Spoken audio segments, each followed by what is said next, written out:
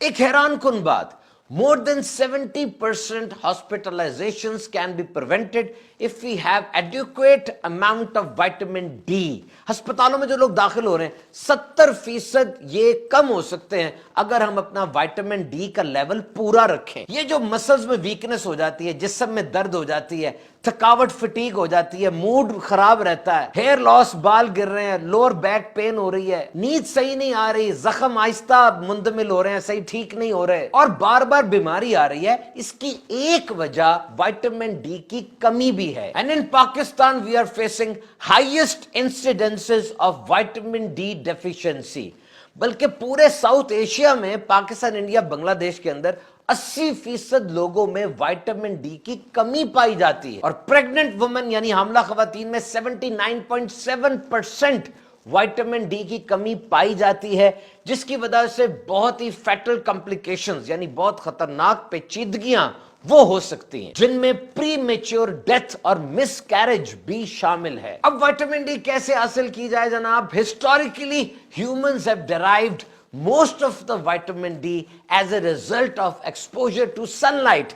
یعنی sun light یہ جسم میں وائٹامن ڈی کی پروڈکشن میں اہم کردار ادا کرتی ہے. پاکستان ویسے سب ٹراپیکل کلائمیٹ میں ہے, یعنی پورے 12 ماہ یہاں سورج کی روشنی ہوتی ہے, لیکن پھر بھی یہاں پہ وائٹامن ڈی لیولز بہت کم ہیں. گاؤں میں آپ دیکھیں لوگ توانا ہوتے ہیں, صحت مند ہوتے ہیں, وہ سورج کی روشنی زیادہ لیتے ہیں. شہروں کے اندر اپارٹمنٹس ہیں, سورج کی روشنی آ نہیں رہی ہوتی, اسموک کا مسئلہ بن گیا, اور بھی بہت سی ایسی باتیں ہیں جس سے سورج کی طرف صحیح ایکسپوجر نہیں ہوتا. اور یہاں یہ مطلب نہیں کہ پورے جسم کا ایکسپوجر ہونا چاہیے, بلکہ جسم کا کچھ حصہ بھی سورج کی طرف ہو, اور تقریباً دن میں آدھا گھنٹہ 5-5 منٹ کر کے اگر ہو جائے, مارننگ سن لائٹ اور ایوننگ سن لائٹ, صبح کی روشنی اور رات کی روشنی, شام کی روشنی, یہ اہم ترین ہے. وائٹامن ڈی کا در حقیقت جسم میں کام یہ ہے کہ جو کھانا ہم کھاتے ہیں اس کھانے میں جو کیلشیم ہوتی ہے وہ ہماری انٹسٹائن کے ذریعے پھر بلڈ میں آتی ہے, اور پھر ہڈیوں میں اور مسلز میں اس نے ایبزارب ہونا ہوتا ہے, جذب ہونا ہوتا ہے, ڈپازٹ ہونا ہوتا ہے, اور یہ کام وائٹامن ڈی کرتی ہے.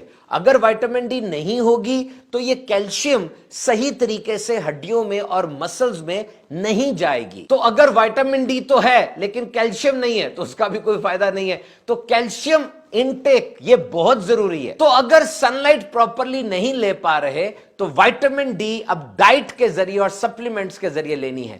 وہ کھانے کون سے ہیں جن میں وائٹامن ڈی موجود ہے؟ Fish, red meat, egg, breakfast cereals یعنی ناشتے میں جو سیریلز لیے جاتے ہیں, milk and orange juice fortified سے مراد یہ ہے کہ بہت سی چیزیں, وائٹامنز اور سبسٹینسز ڈال کے اس ملک کو زیادہ سٹرونگ کیا جاتا ہے. اور اس کے لیے ایک بلڈ ٹیسٹ بھی ہوتا ہے وائٹامن ڈی لیولز. وہ بلڈ ٹیسٹ آپ کروائیں, ڈاکٹر صاحب کو دکھائیں, ہو سکتا ہے آپ کو وائٹامن ڈی سپلیمنٹس لکھ کے دیے جائیں. اللہ تعالی ہم سب کو شفائے کاملہ عطا فرمائے.